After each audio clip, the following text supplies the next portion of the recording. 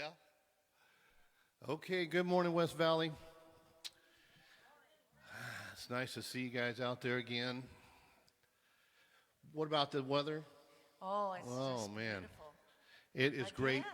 It is awesome Jeep weather right now. So I don't know if you guys saw our new Jeep out in the parking lot, but anyway, so Reverend Karen's back there. She's got a wonderful message kind of planned out for us today. So we're going to start this song called "This Is the Day," and hopefully, if you guys would like to rise and join in the spirit, we'll get this service started. Ready?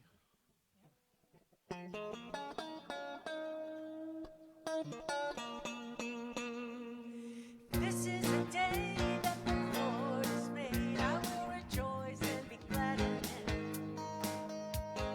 This is the day that the Lord has made. I will rejoice and be glad in it. This is a day to be seized, yeah. A day I can feel my spirit set free. Yes, this is the day. It's time to fly higher and high up in the sky. This is the day that the Lord has made. I will rejoice and be glad in it. This is the day that the Lord has made. I will rejoice and be glad in it. This is the day all my dreams come true.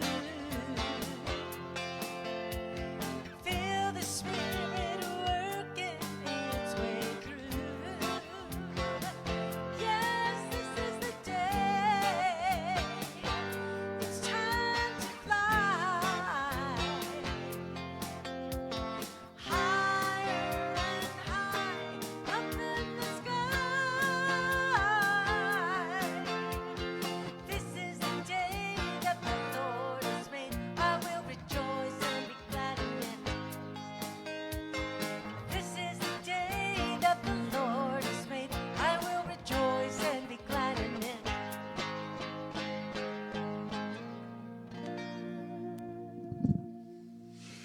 Good morning. Welcome to West Valley Center for Spiritual Living. My name is Reverend Clyde Goins. I'm the assistant minister here, and I want to welcome you here on this beautiful fall Sunday morning. So we're glad that you are here with us today. So before I go over my announcements, we have a news update. I'm almost tired of sharing the platform with them, but we have another one.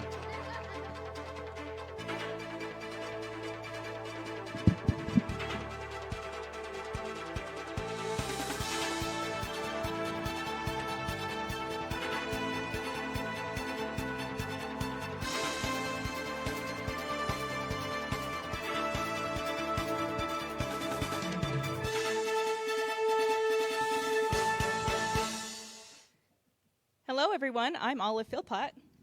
And I'm Reba Strimple. Welcome to G4G News. Our top story today is the Gourmet for God bidding currently underway.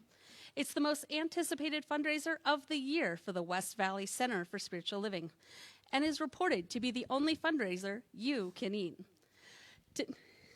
Today, do you want my job? Today is the last day.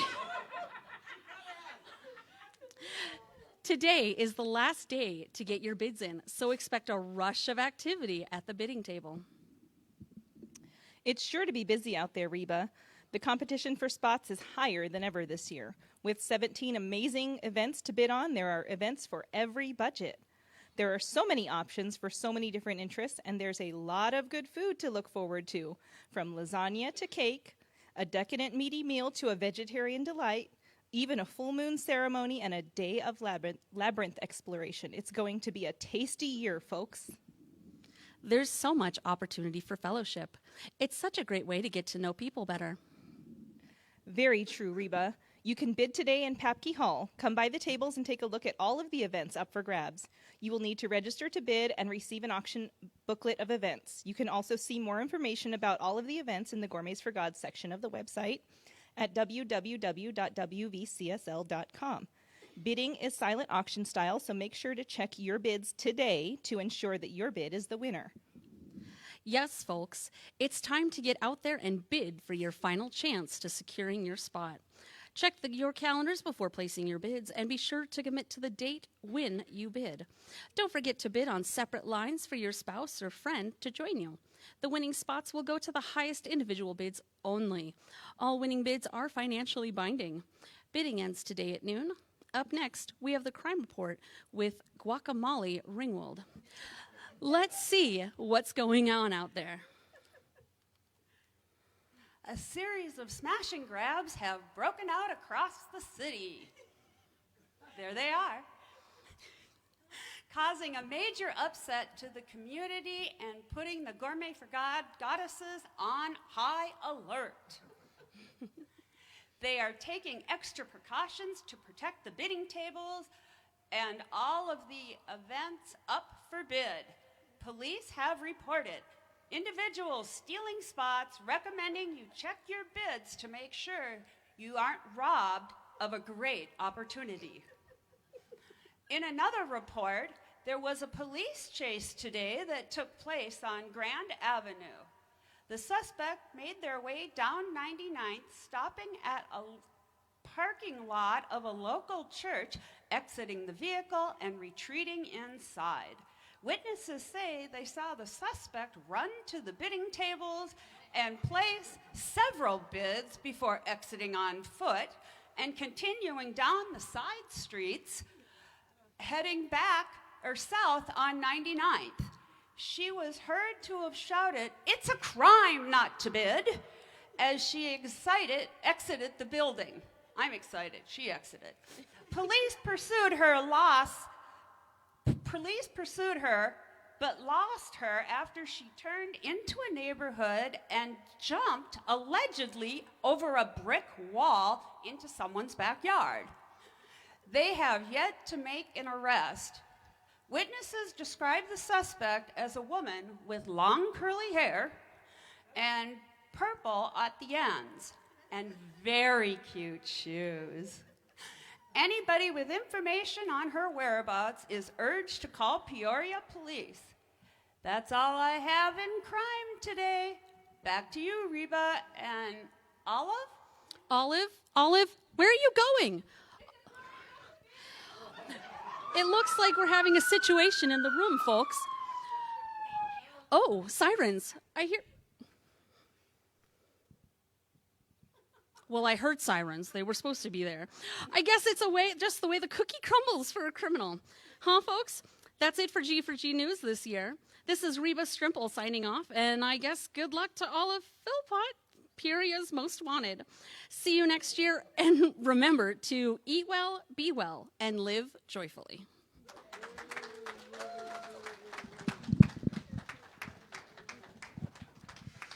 All right, so let's give them one more round of applause. This is their last announcements today, so they've done a fantastic job for this Gourmet for God. So please make sure you go in and do your final bidding today. I'm hoping that the chicken date doesn't win. Mark and I have our test kitchen up and running, and we're practicing all of our meals, so it'll be really good with what we're cooking. That's all I'm going to say. All right. So I want to remind everybody a couple of announcements. Again, Armand and Angelina will be coming at the end in 2 weeks. They're going to have a Saturday show, and then they're also going to be doing the service and everything on Sunday. And so I really, if you have not seen them, it's a really fun, entertaining event that they do. So please join us on Saturday night. Also, we're going to have a potluck on that Sunday for Halloween. So please bring something for the potluck to share and dress up, because we're going to have a Halloween costume contest. And then the other quick announcement is on October the 21st. which is, I think it's next weekend. West Valley, the West Valley Wellness Center will be from 10 a.m. to 5 p.m. here at the center, and they're going to be doing massage, Reiki, sound healing. There's going to be classes on yoga, on sound healing, vibration healing. So if please stop by here on Saturday, the October 21st, for that event as well. All right, so a lot of great things going on, and we have more to come. All right, we're entering our really busy, fun season now. So make sure you're signed up for a newsletter.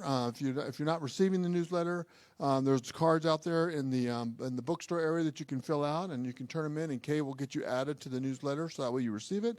And then you can also go to our website, wvcsl.com. All right, that's all the announcements. So let's start off with our vision statement, as we always do. We are a loving, joy-filled community, honoring the many paths to God as we learn and live the science of mind principles. And so it is. So if you just sit back, relax, allow the chairs to support you as you recognize that life is supporting you. Open up your hearts and your minds to the Bradford's beautiful music and Reverend Karen's wonderful message. Thank you.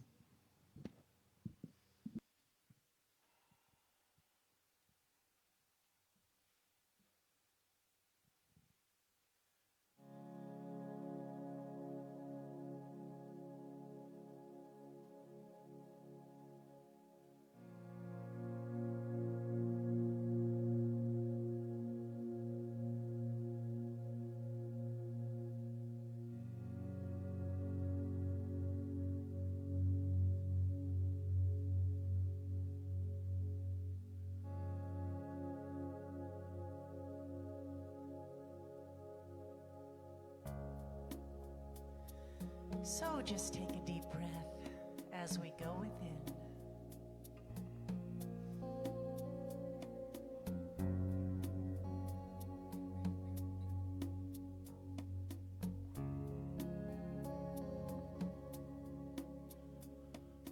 I will make a quiet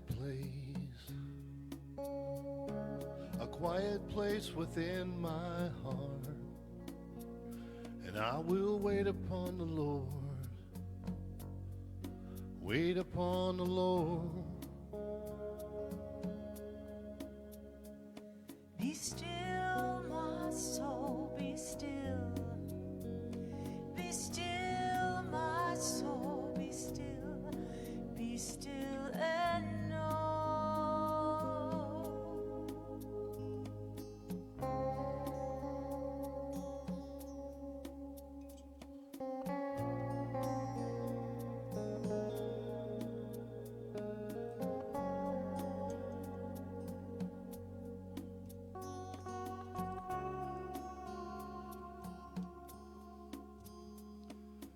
I will make a quiet place within my mind, and I will wait upon the Lord, wait upon the Lord. Be still, my soul, be still. Be still, my soul, be still. Be still, no.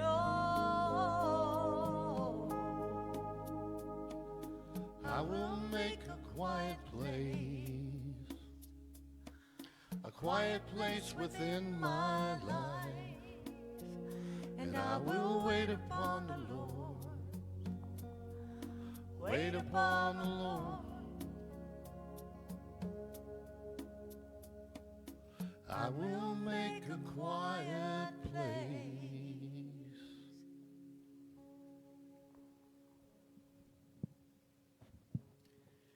And here in this day where we have consciously chosen to make a quiet place, a place of the most high divine energy that lives and moves and has its being in, through, and as me, in, through, and as everyone here, in, through, and everyone listening, in, through, and as everyone everywhere. I know that that energy is pure peace, joy, love, happiness, harmony, wisdom, clarity, kindness, compassion, health, prosperity, and so much more. It is that power that is unstoppable and unshakable, unbreakable, immovable, and that our only job is to open our hearts and our minds to allow it to move through us. So I know that that power is the power that's in charge here today. That divine mind has already created a perfect service, and therefore it must unfold in that manner. That Reverend Karen's words are divinely guided and directed, and that she is inspired by the research that she's done this week to allow us to lift into a new way of being that we have yet to experience before. The Bradford's music, as always, lifts our hearts and opens us. And that as we move forward, we do so with a sense of gratitude, excitement, enthusiasm, expectancy of good, good, and more good, knowing that it is already done. And so it is. And my reading is from many of the practitioners' favorite book, this thing called You. Knowing that the law of mind works automatically upon your thought, or that your thought works automatically upon it, you may free yourself from the sense of personal responsibility, while at the same time remaining aware that even spiritual laws must be definitely used if they are to produce tangible results in your experience. Say, I believe with absolute conviction that my word will not be returned to me void. I know that spiritual laws execute themselves just as do all other laws of nature. I know that my word penetrates any unbelief in my mind, casts out fear, removes doubt, clears away obstacles, permitting that which is enduring, perfect, and true to be realized. I have complete faith and acceptance that all statements I make will be carried out as I have believed. I do everything with a sense of reliance upon the law of good. Therefore, I know that my word shall not return to me void. I accept this word and rejoice in it. I expect complete and perfect results from it.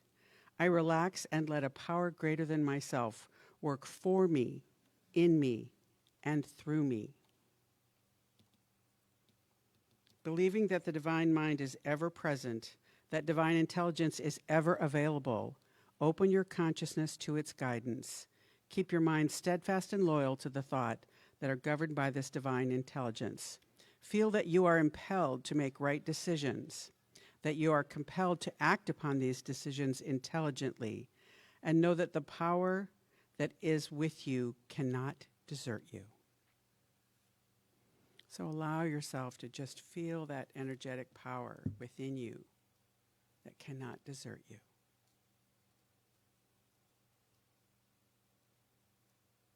So it is.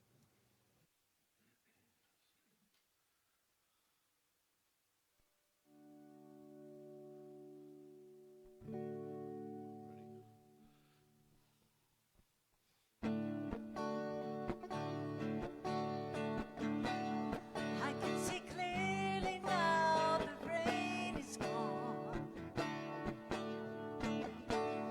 I can see all obstacles in my way. Gone are the dark clouds that have me blind. It's gonna be a bright, bright, sunshiny day. Sing that phrase with me.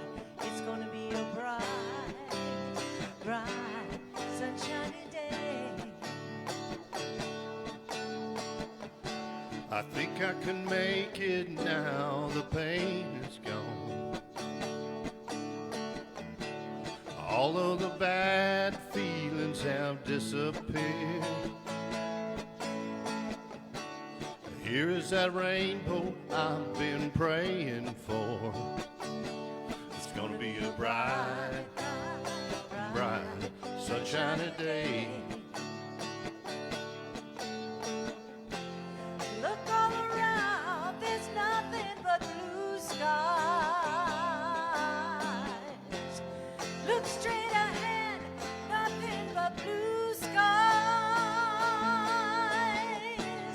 I can see clearly now, the rain is gone. can see all the obstacles in my way. Here is that rainbow I've been praying for. It's gonna be a bright, bright, sunshiny day. It's gonna be a bright, bright, sunshiny day. It's gonna be a bright, bright, sunshiny day. Very nice. Very fun. Thank you, Bradfords. Good morning. Good morning. Good morning. Welcome to the West Valley Center for Spiritual Living. I'm Reverend Karen Rice. I'm so happy that you are here. And what a perfect time for us to remember that it's a bright, sunshiny day and the temperatures dropped. So that all feels pretty good to all of us here in the West Valley of Phoenix, Arizona. It was a hot one this year, and we are looking at having a discussion this morning on a talk where I just had a good laugh with God, because God's timing always supersedes any ideas that I would have. A year ago, I set this date to speak on a talk entitled "Clear the Field," and then I sit down to create the message, follow my own path of notes and research that I had begun long ago, and see that it is indeed time to hear this particular message. So we'll be looking this morning about this idea of clearing the field of our minds, managing our thoughts. And I think the reading was really perfect for what we're going to say today.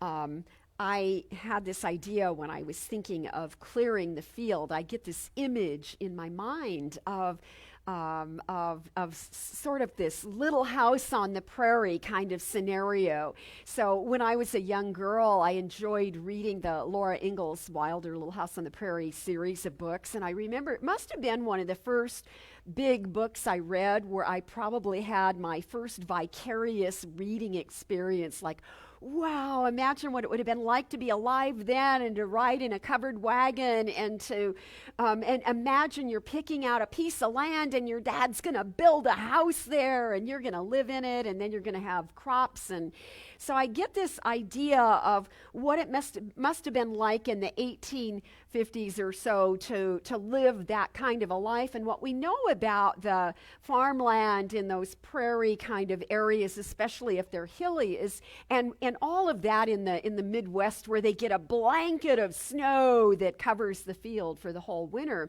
We know that the earth freezes, and that when the snow melts, the earth shifts and things happen. And it gives us this evidence. I think it's such a good metaphor for the way that we might move through our own seasons in our life experiences, where we might feel like we're in a winter season and our life is covered with this frost, and maybe even the way the earth gets frozen and hard.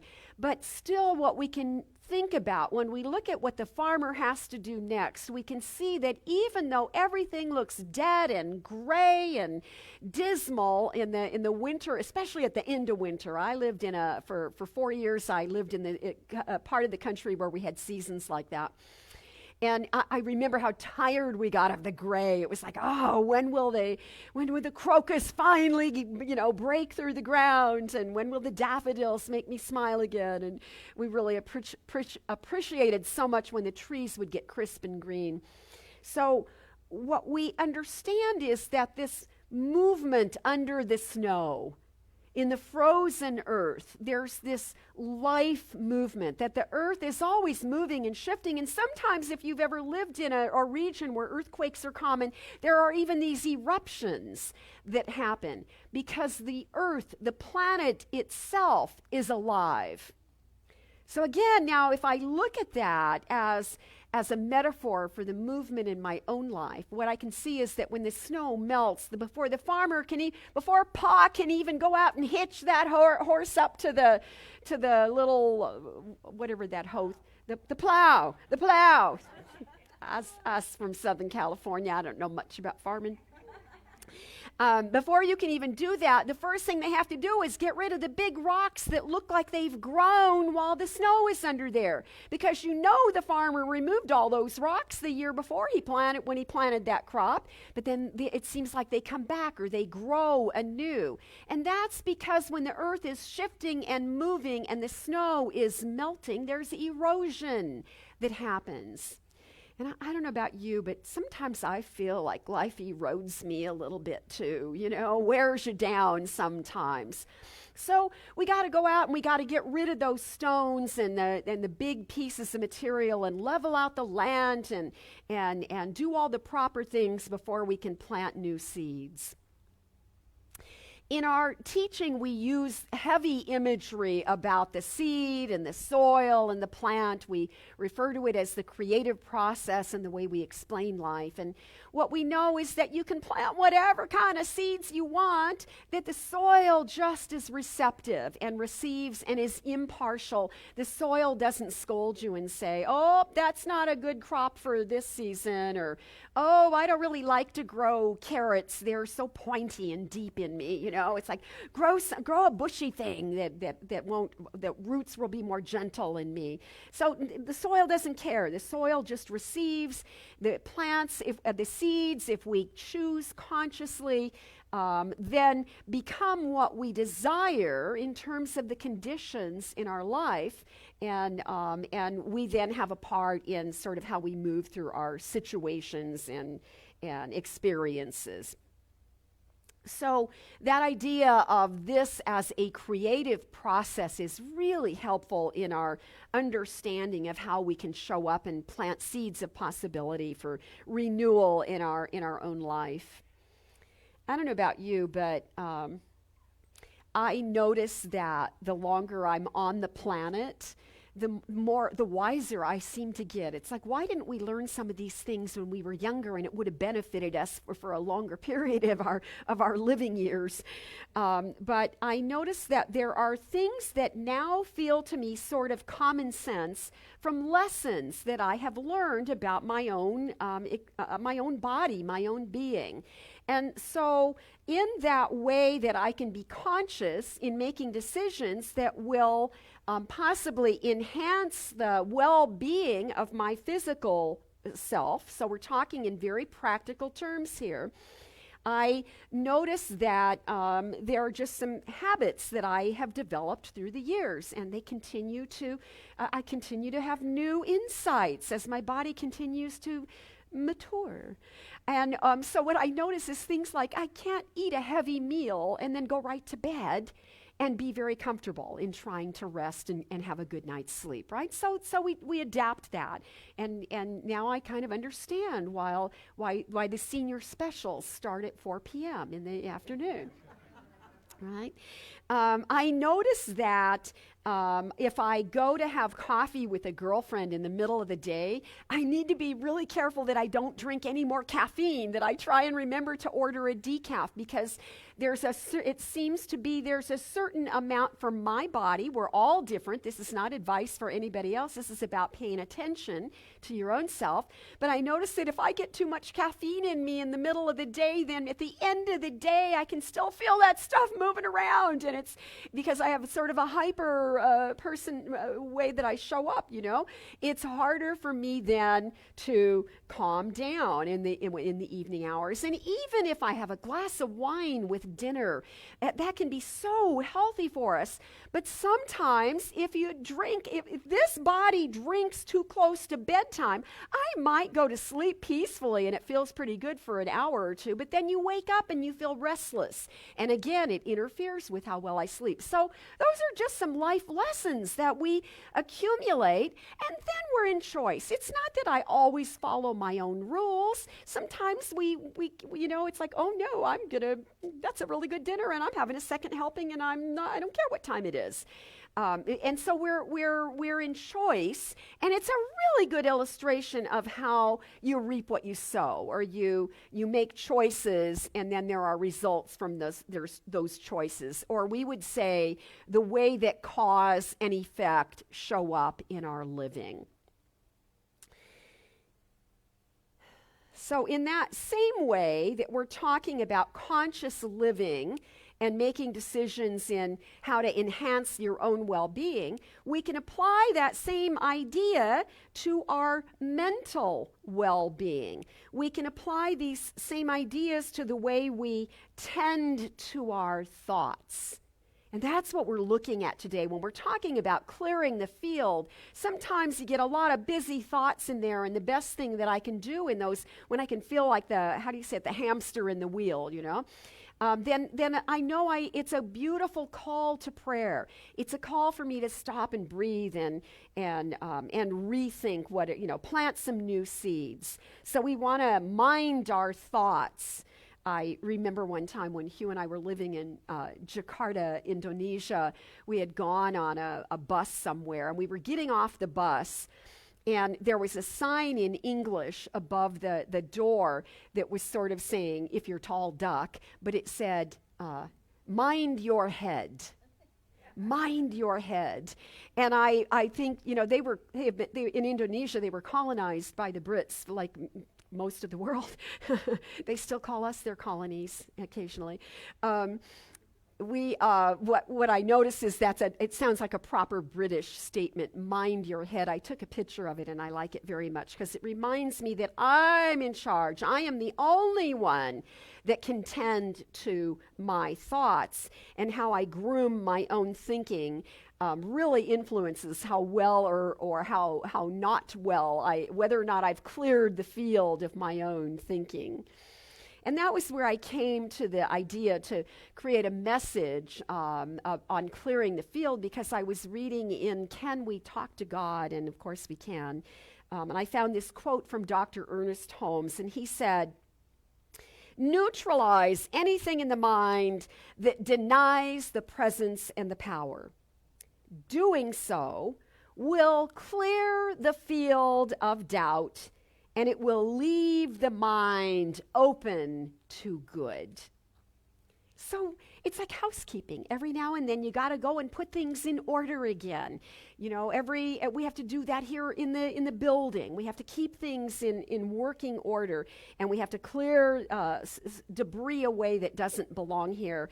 And in doing that, we make more room for goodness. In the Course in Miracles, it says, "For what you leave as vacant, God will fill."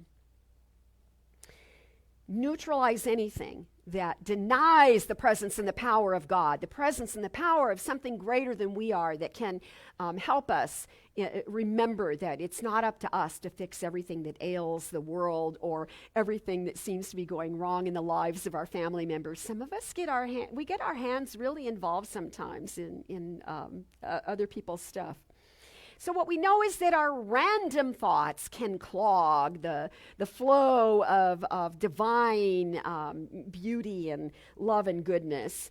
And so we want to consciously neutralize the messy thoughts. And the way that we do that, Holmes used to say, the way you neutralize a negative thought in your mind is by replacing it with something positive. And if you pick something positive to think about, create an image in your mind, let that goodness, whatever it is, have an actual image, because that then makes an impression on us in a more powerful way. So anything that denies the power and the presence of God, these are gorgeous, healing words. Every time we stop, no matter what we're doing, you have a moment where you just stop and you recognize, oh, right here, right now, God is. That is so cool. Whenever you have a moment like that, you have healed something in your own thinking, because you have reunified with that presence. You have remembered again within you, and then that clears your thinking in a beautiful way. Every time we consciously make an effort to heal our own mind, we are healing our own sanity. We are restored to healthy thinking yet again. Prayer is is the primary way we know, and a skill, a tool that we use so that we can change our thinking. It's a powerful way to clear your mind, and it's, really the whole intention of prayer. And so we teach that the positive words of affirmation have power to neutralize any opposite ideas.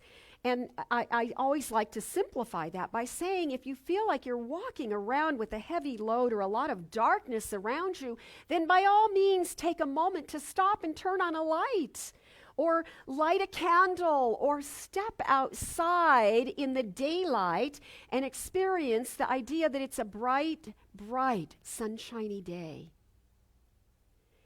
Now, yesterday, there was a moment in the day I did not know there was an eclipse coming. And it was like 9 something in the morning, and suddenly I was looking out my back window going, man, it looks odd. It looks so odd out there. What's going on? Is something wrong with my eyes? Do you do that too? It's like, yes. And I even called the dog, come out here with me. I want you to look around. Something's wrong. Something doesn't feel right to me. And I'm looking around, and I'm trying to look at the sun, and I'm thinking maybe it's an eclipse. But you can't look at the sun. That's a bad idea. And so I came in the house and I Googled it really quick, like right now, is there an eclipse? Right now. And it validated that indeed we were in that zone. And I saw a little map, and it was going right over. And I was pretty proud of myself for hey, I noticed something was wrong out there. But it's interesting, isn't it, when the light isn't quite what we know it could be. We notice. So do something about it. Clear the way so that there can be more light, more divine illumination in your very own life. One of my favorite sort of heroic people to quote is Lord Chesterfield from the 1700s. And Chesterfield was a British statesman and a diplomat. And I like him because he was very witty. He was known to have great wit, and sometimes he's funny. But I found this quote that ties in so nicely with what we're talking about. He said, "Prepare yourself for this great world in the same way that an athlete prepares for exercise. Oil your 1700s, he's saying this. Oil your mind and your manners to give them necessary suppleness and flexibility, because strength alone will not do." Strength alone will not do. So when he's saying prepare yourself, oil your mind and your manners, he's not talking about please and thank you kind of manners. He's not talking about being polite. He's talking about your personal attributes, your mannerisms, the way in which you approach life. Your general attitude and the way that you move through your life. He's saying oil those things. Exercise, get yourself in shape, because that's what an athlete would do. And when we do that, what we know is that a well-oiled mind and life can be running well simply because it's more flexible. We're more adaptable. And for goodness sake, life is indeed about change. And so it's helpful to practice being adaptable in the way we deal with the stuff that we encounter in our lives. So we would say, and most churches have some form of Bible study or spirit ideas and practical methods for spiritual practice and applying spiritual skills in your life, and we are no different. And so we have an emphasis for doing having a daily practice. I love to nag you to sit still every day. You don't have to call it meditation, but if everybody would sit still for 5 minutes, the world would change. Even if everybody would sit still for 1 minute, every child and adult, every human being. Even if we could get our pets. Do you ever notice your pets like to sit on your lap when you meditate? My dog likes to lick my hands when I'm trying to meditate. They sense the shift in our energy. we had a church cat in my former church in California. And that cat wanted to, if you were praying over anything, that cat wanted to be in the room with us. So we recommend some kind of a spiritual practice that you get to personalize in a way that works for you, so that you will be prepared to redirect your thoughts when you need to.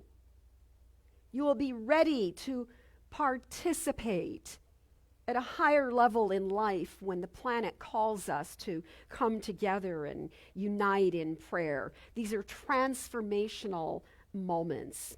And so it's important that we train our minds to be supple and flexible. And I think this is extremely urgent to look at, because what I know is when a group of people is dedicated to a spiritual practice, an ongoing spiritual practice, we do that individually and we practice collectively as well. When we do that, it is possible to feel the pain in the world without falling into the abyss. And I know that a bunch of people have fallen into the abyss this week because there's some scary stuff that's going on in the news. People are, again, that's talking about all the religious people who are waiting for the, what do you call it? Yeah. Jesus is going to come, and I'm going to be lifted, and or the end times, all that eschatology they call that.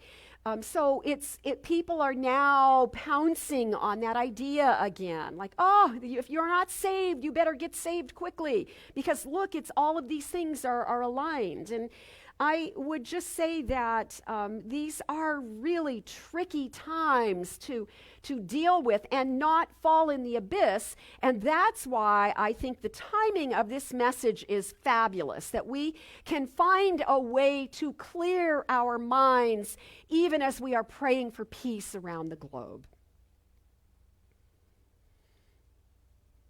When we practice faith on a regular basis, I have this really clear idea that practiced faith allows us to find our way through the challenging seasons, so that we will know that eventually the snow will melt, and it may appear that the earth has shifted, but what we will see is that things are still familiar, but now there's work to be done again before we can plant new seeds of possibility. So, the other great coincidence for me in all of this and what's the current events of the world is that Centers for Spiritual Living, our headquarters in Denver, Golden, Colorado, near Denver, they provide for all of us a monthly theme. And you will see that theme when you're reading the Science of Mind magazine. Every month, everything in it is dedicated to a very specific theme. And this month, for the month of October, the theme is embracing self-care. But last week, the quotations that they provided for us to sort of unify as an organization, the theme for last week was balancing grief and joy. Oh, we need that. We need to know how to balance grief and joy, because difficult things happen, and it doesn't intend to take away our joy or strip us of our well-being in any way. That is an individualized and personal journey, and that's what the spiritual practice can equip us to do, so that we can feel the grief and we can still manage to do the things that we are called to do in a given day, or show up at our jobs and be fruitful, and to be kind and tender with each other as we're moving through more shifting and changing. And the quote that they sent us last week for that theme of balancing grief and joy, the quote came from Marcel Proust, and this was sent to all the ministers and all the, if you read the you bump into this quote. Happiness is useful to the body, but it is grief that develops the mind. Now, sit with that. I know that's a little hard to hear. It was for me.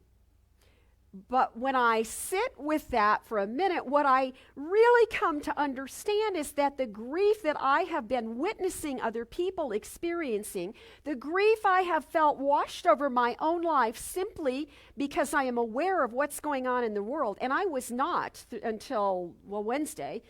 And what I know is that the grief we feel it because we are connected to each other.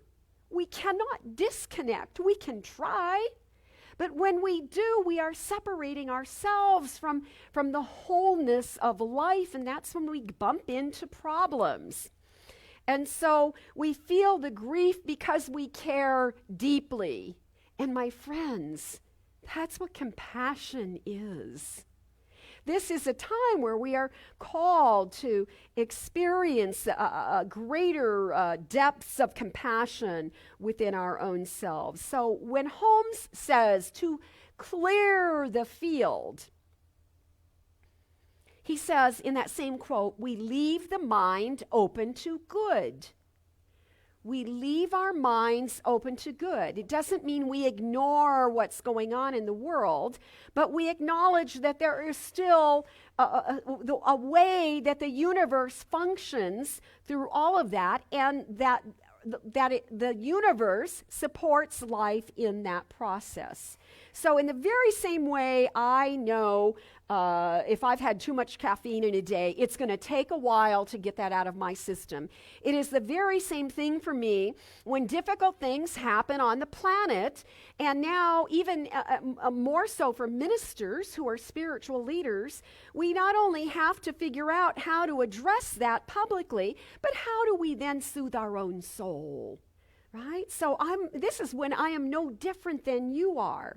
And so I know that it will take me a while to get that out of my system before I know the right things to do, the right choices for me to make in my life. So the message here is to know yourself.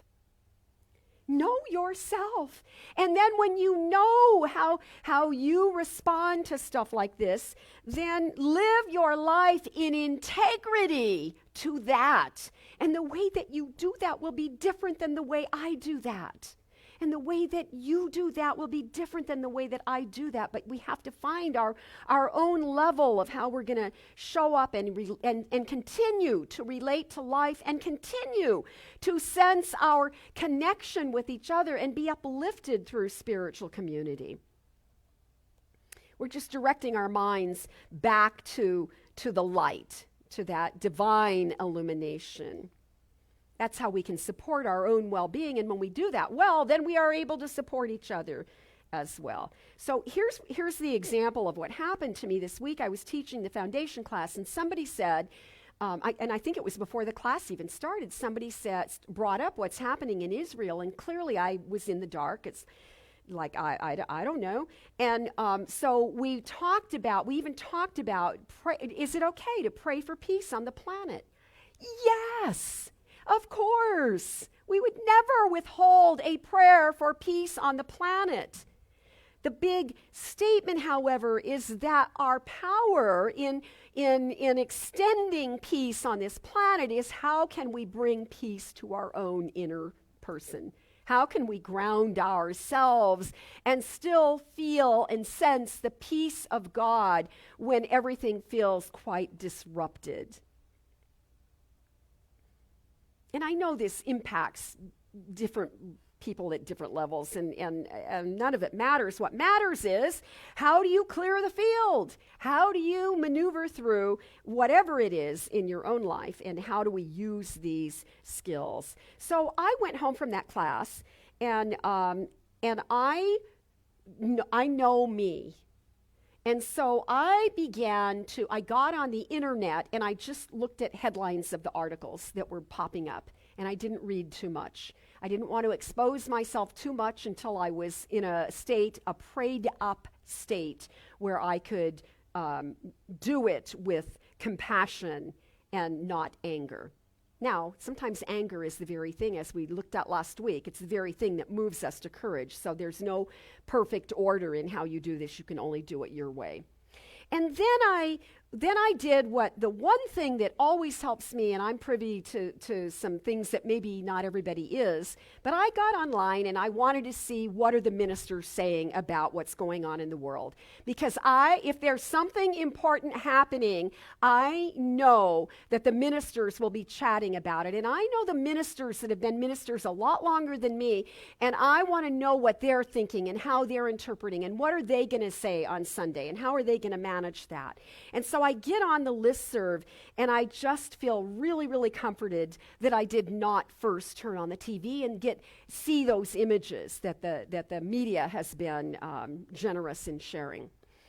Because here's what I know about me. If I see it, it's going to be real hard to unsee it.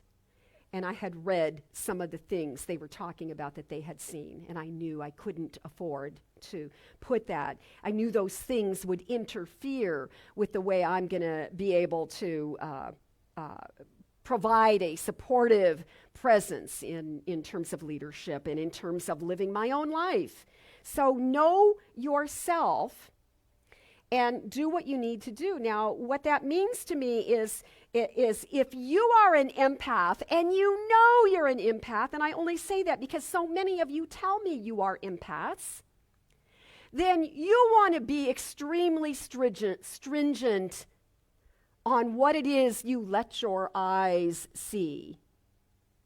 Because if you are an empath, you will take the visual will then impact you in a very deep feeling way, and it will be more painful for you. So if you do not feel equipped to handle that, don't look at it. Turn on the light.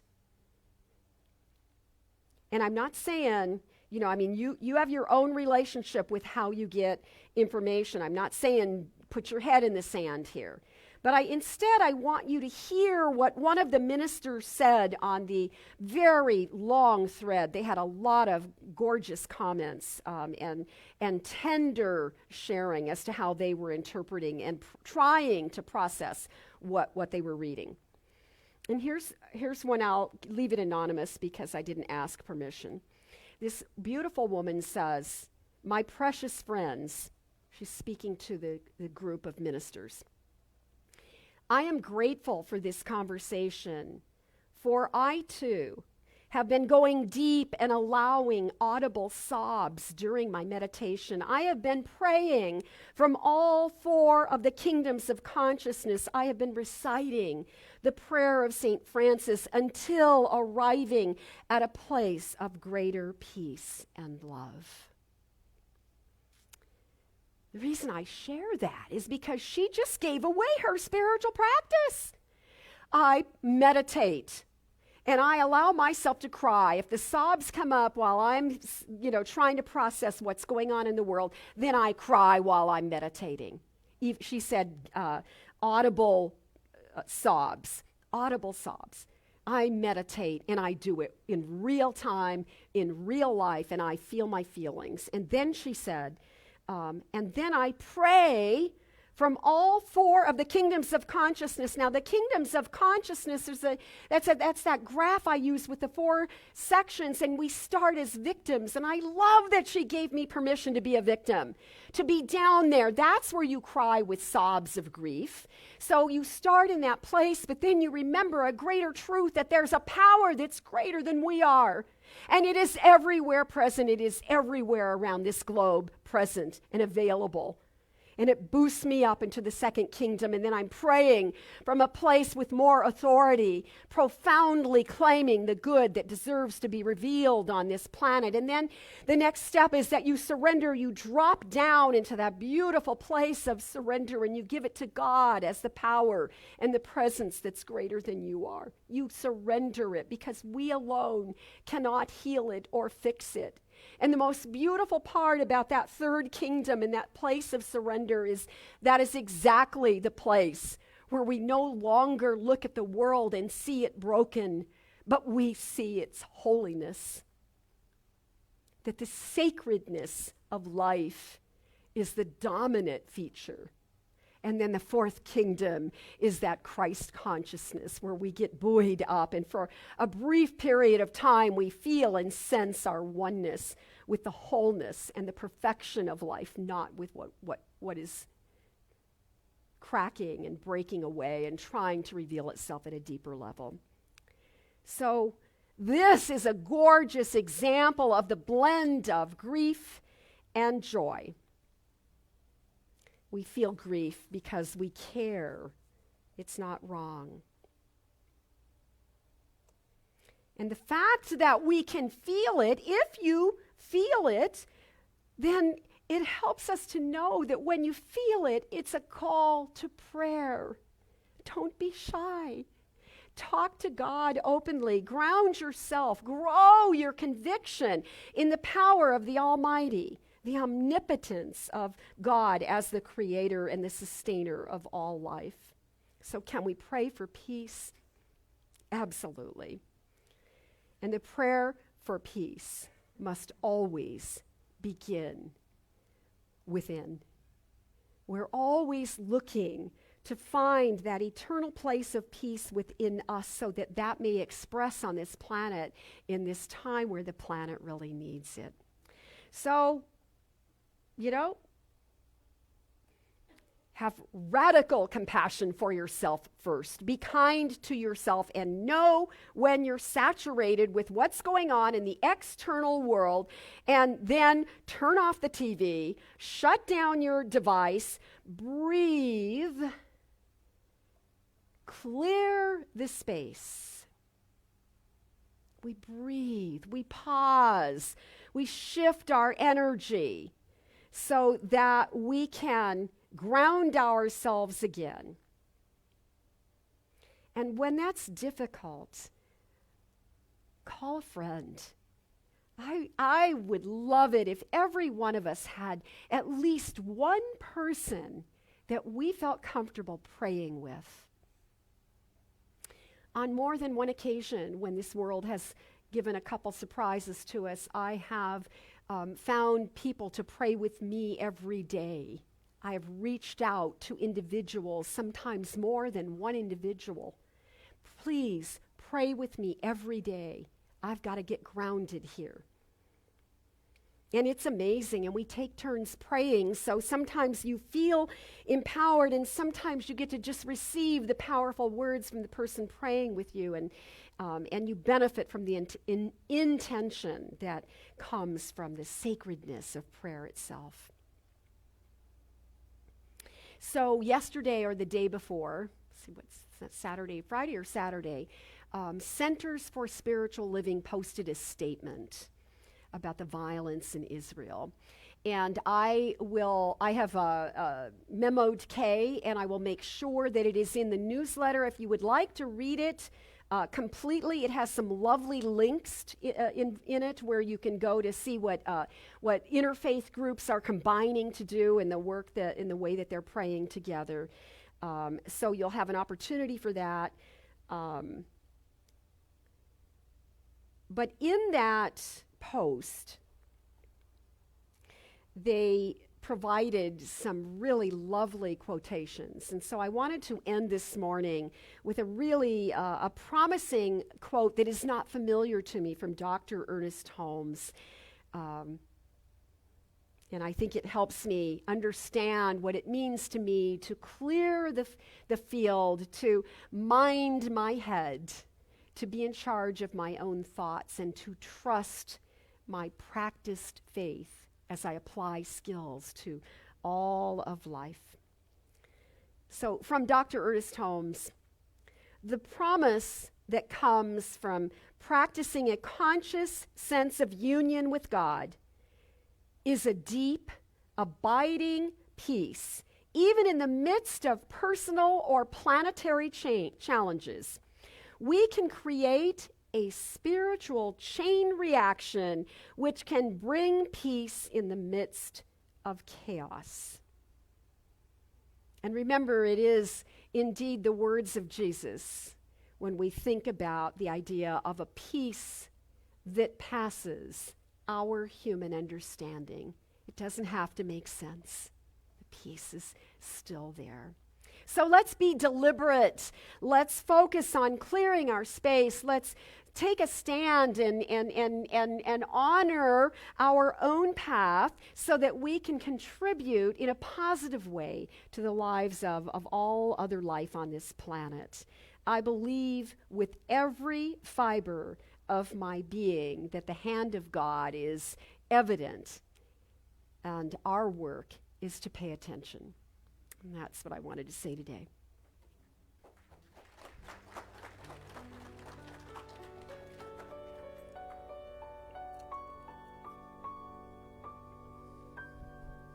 So take a breath. Take a deep, cleansing breath. And just feel the love of God beginning to circulate through the sanctuary, through the room in which you sit. Perhaps you're listening from home or at another time. And we just know together, with no interference of distance or time or anything, we just take a moment to recognize that right where we are in this exact moment, we are unified because we sit in the presence of God. So I feel and I sense that power. And I recognize the activity of life within me is the Holy Spirit. It is the way that we are quickened into that motion that clears the path, that redirects our thoughts, that carries us sweetly through the darkness until there is light again.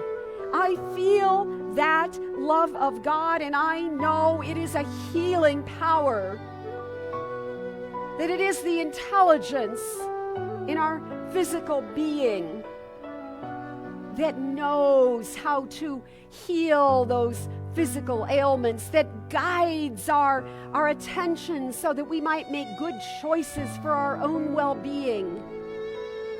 It is that greater intelligence that created all of life and sees the synchronistic way things are connected and joined and move in that divine rhythm of life.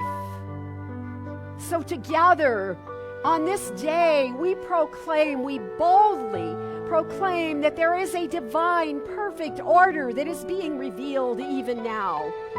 And that we can trust in that wisdom, in that intelligence that goes beyond common sense and into those ethers of that which is metaphysical, beyond the physical world. To know that we have been harmonized together in such a way that there is that essence of love within us that is absolutely compelled to express in our lives right now. So we get out of our own way. We mind our thoughts. We are conscious in our intentions. And we allow the Holy Spirit to guide and direct our lives and to motivate our actions and to enhance our well-being in every way. And I know that this goodness spills into all areas of our lives so that every relationship is blessed, that we rise in our ability to forgive and to be supple and to be flexible. We are healthy in the way that we set boundaries in our lives, but we do not set boundaries at the sacrifice of love. So we feel that gorgeous movement of love as it expresses through our experience even now. How good it is to know that there is a power and there is a presence in this universe, and it is moving through me. It is moving through each and every person that can hear the words of this prayer, and even if they are unheard, the Holy Spirit itself is moving and cleansing and clearing the air, bringing peace and harmony to this planet, to the goodness of all.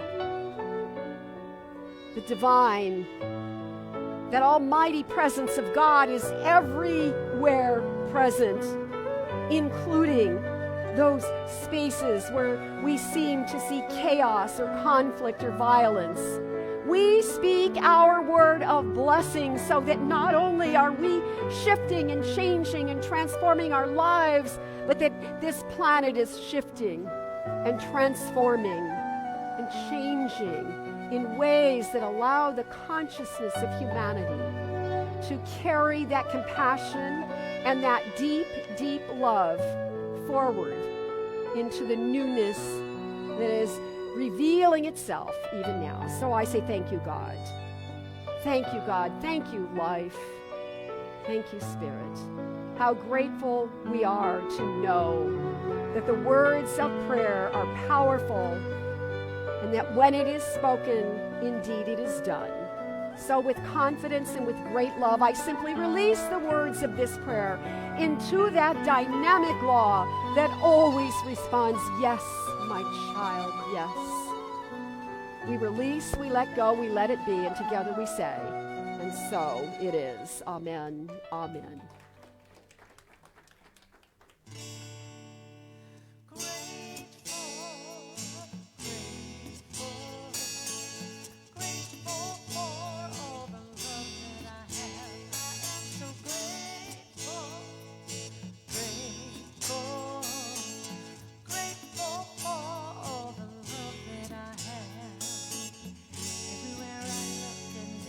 Face I see, His love reflected shining back to me. I just give thanks for all these simple things, the joy and peace that gratitude brings. That's why I'm grateful, grateful, grateful for all the love that I have. I am so grateful. Grateful for all the love that I have. All right, thank you, Bradfords.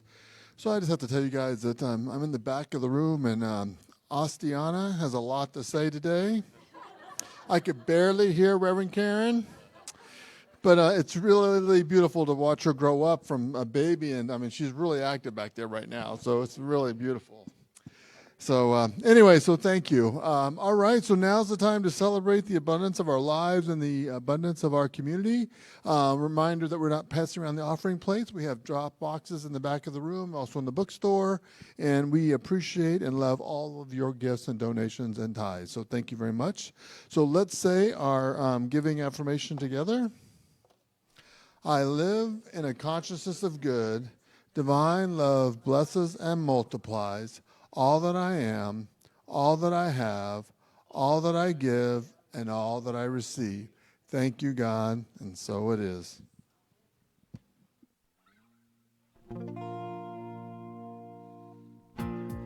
Please rise for our last song.